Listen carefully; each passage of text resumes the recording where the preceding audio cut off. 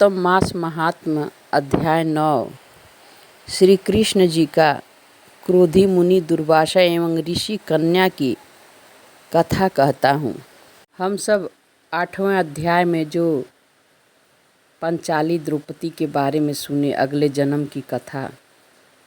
सूत जी बोले, इसके बाद मुनि जी रद आश्चर्य से मेधावी ब्राह्मण की पुत्री का अद्भुत वृत्तांत पूछने लगे।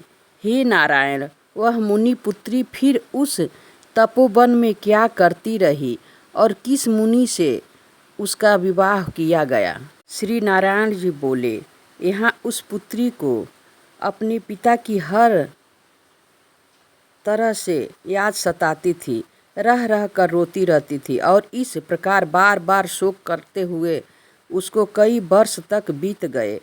उस समय सुने आश्रम में उसकी दशा ऐसी हो गई जैसे अपने झुंड में बिछड़ने पर हिरणी की हो जाती है। नेत्रों से आंसू बहते रहते थे, हृदय जलता रहता था और आहें भरती रहती थी, जैसे पिटारी में बंद सर्पिणी पड़ी रहती हो।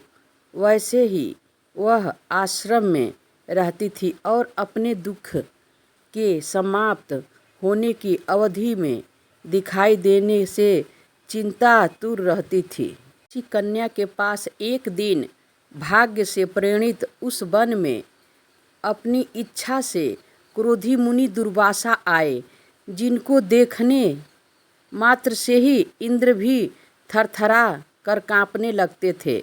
ऐसे जटाजूट धारण किए जैसे मानो साक्षात शिव ही हो।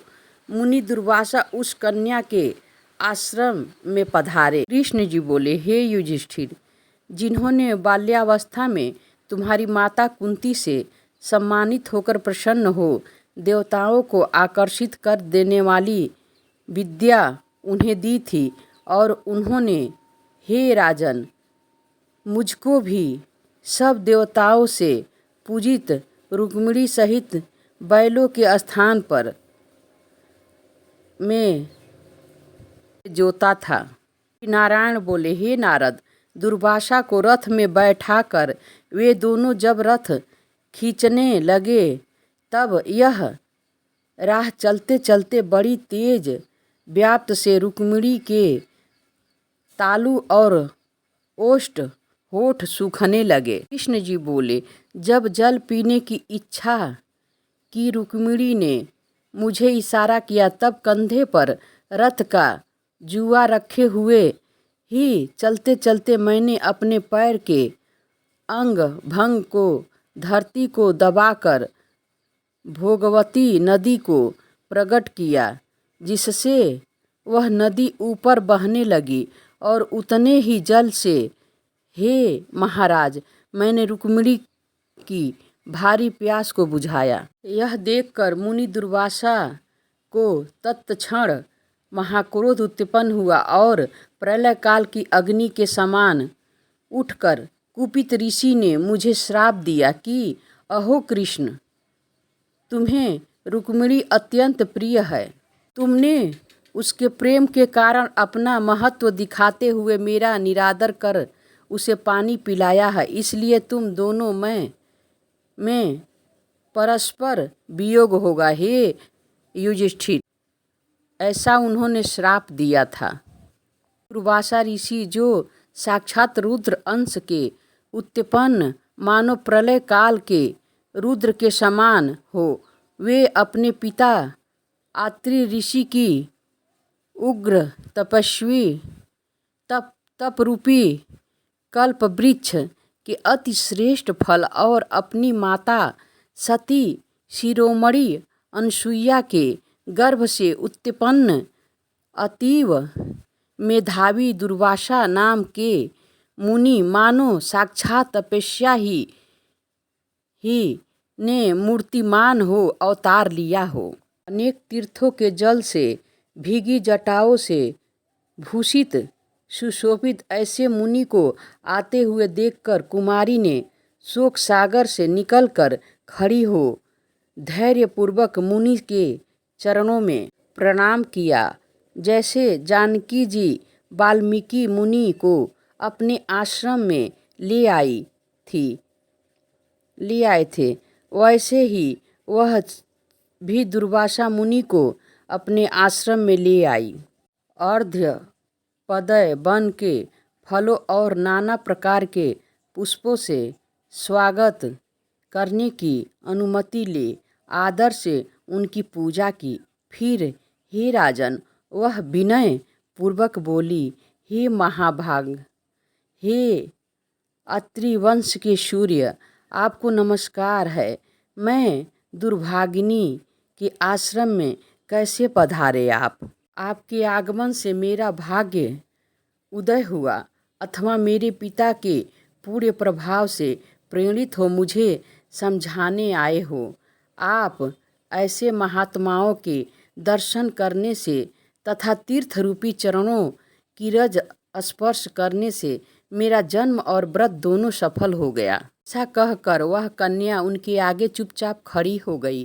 तब शिव के अंश से उत्पन्न दुर्वासा मुनि कुछ हंस कर बोले, हे पुत्री, साधु साधु तूने अपने पितृकुल का उद्धार कर दिया।